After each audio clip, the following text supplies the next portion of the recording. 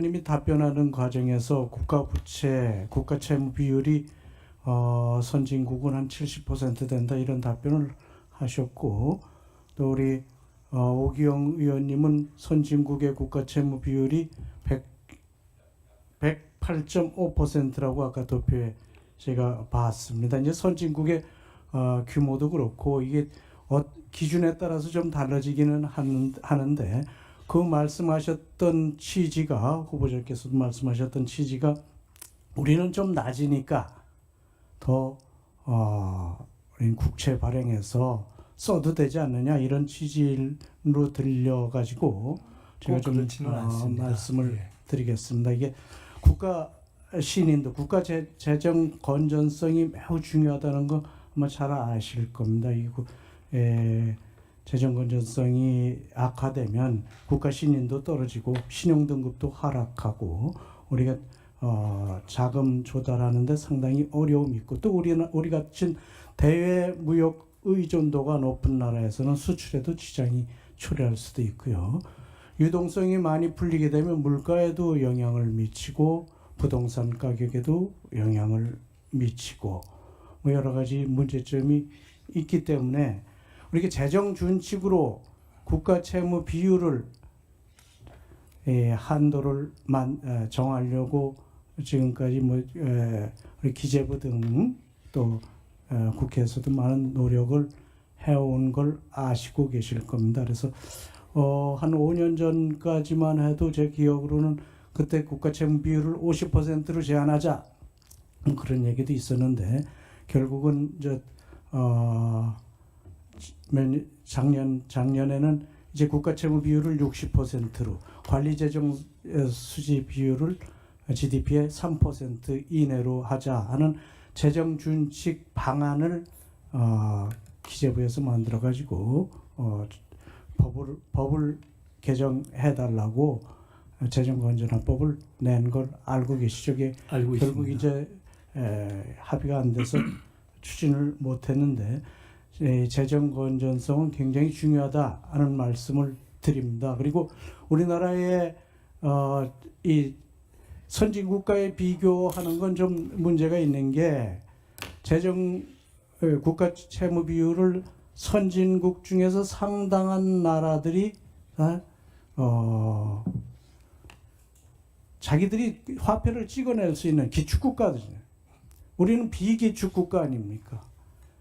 기축국가들은 좀 이 채무 비율이, 국채 비율이 높아도 해결이 가능하죠.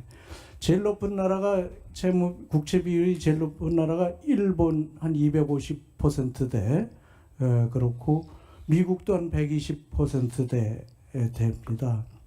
또 많은 EU 국가들이 뭐 80% 넘는 나라들도 있고, 그런데 그냥 기축국가잖아요. 비기축국가, 우리 같은 비기축국가는 이 재정 건전성이 그만큼 더 중요하다는 말씀드리고, 이거 잘 관리를 해야지 되는 겁니다. 그래서 비기축국가 평균보다 우리나라 채무 비율이 조금 높습니다. 우리가 중간보다 좀 높은 상태거든요.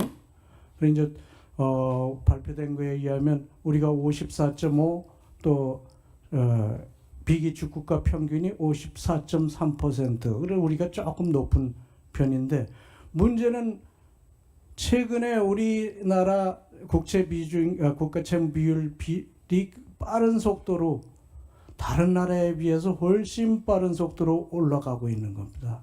이제 고령화 문제도 있고, 우리 여러 가지 의무적 부담, 정부에서 의무적으로 부담하는 비용이 상당히 커지고 있기 때문에 이렇게 올라가는 거거든요.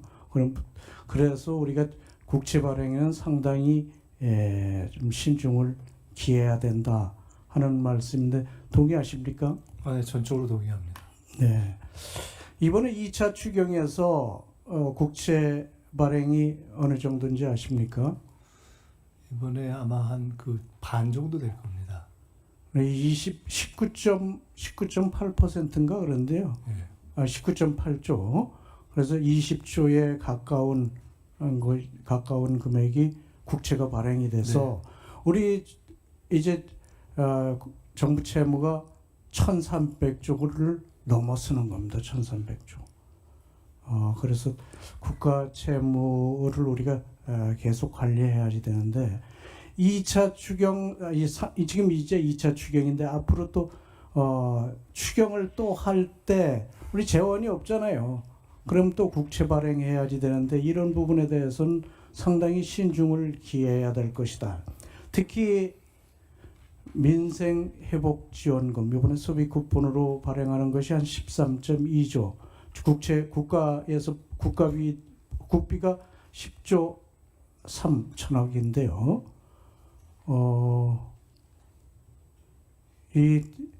이런 민생회복지원금이 단점도 있는 거 잘 알고 계십니까? 민생이 좋고 경제만 잘 돌아간다면은 민생회복지원금이라는 것을 할 필요가 없겠죠. 예, 네. 그러니까 지금 말씀하신 것처럼 재정의 건전성에 대해서는 저는 전적으로 그 문제의식에 공감합니다. 그리고 우리가 다른 나라에 비해서 OECD 평균이라든가 아니면 더 다른 어떤 선진국들에 비해서 상대적으로 그래도 재정 여력이 있다, 부채 여력이 있다, 국채 여력이 있다 하는 것도 사실이지만 그렇다고 해서 그냥 계속 좀 내도 된다라는 것은 전 동의하지 않습니다. 왜냐하면 말씀처럼 우리가 부채가 느는 속도, 추세, 전망이 간단치 않기 때문에 굉장히 신중하고 건전성에 대한 고민을 해야 된다고 보고요. 다만 지금은 더 큰 그림을 봐야 하는데 큰 그림에서 이 경제 자체가 돌아가지 않고 있기 때문에 우선 전체 파일을 올리고 성장 자체를 돌아가게 하는 고민 때문에 사실은 여러 가지 지금 고민을 하는 것이다 이렇게 충분히 이해를 하죠. 네. 이제 내수를 좀 활성화시키고 또 소상공인들 어려운 소상공인들 소득도 좀 높일 수 있는 그런 방안으로 고심을 한 건데 이게 KDI 등 연구기관에서 한 거 보면 되게 한 20-30%밖에 추가 소비로 안 쓰여지거든요. 그래서 이런 점 잘 고려를 해야지 될 거고 재정 건전성 무엇보다도 중요하니까 이 점에 우리가 좀 놓쳐서는 안 될 것이다. 예. 문재인 정부 때 이제 코로나 이 문제 때문에도 그렇지만 너무 부채가 많이 발행해서 윤석열 정부에서 재정 운영하는데 상당히 어려움이 있었던 건 인정을 하셔야지 될 거고요. 전체적으로 국가 경제 살리는 내수를 살리는 문제도 우리가 중점을 둬야지 되지만 경제 전체를 봐야지 된다 하는 말씀을 드립니다. 일본 얘기 좀 드리면요. 일본이 작년에 이런 경기 회복 지원금, 코로나 이후에 회복 지원금을 주려고 했었는데 국민들이 반대했습니다. 그 전에 너무 많이 발행했던 것 때문에 경제가 다 무너졌거든요. 그래서 잃어버린 20년이니 그런 얘기 잘 알고 계시지 않습니까? 우리가 일본을 뒤쫓아가는 그런 어리석은 재정 운영이 있어서는 안 되겠다 하는 점을 제가 강조를 하는 겁니다. 그래서 우리가 조금 전에도 말씀하시는데 OECD보다는 우리가 상당히 낫다, 재정 여력이 있다. 저는 거기 동의하기 어렵습니다.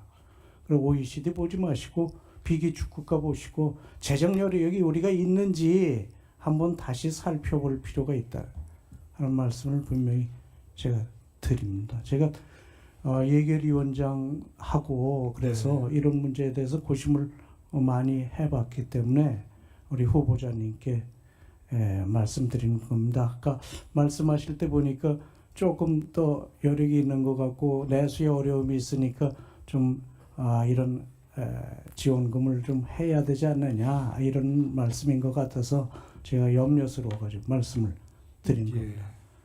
아까도 말씀드렸듯이 통상적인 확장 재정이냐 긴축 재정이냐의 관점보다는 더 큰 틀에서 우리가 성장을 회복하기 위한 성장 회복 재정이 어떻게 돼야 되는가에 대한 고민이 필요하고 말씀처럼 비기축 국가라는 특성을 감안해서 재정 건전성에 대해서는 어떠한 경우라도 할 수 있으면 지켜나가는 노력은 하는 것이 재정 준칙의 도입 여부와 무관하게 저는 필요하다고 생각하는 사람입니다. 네.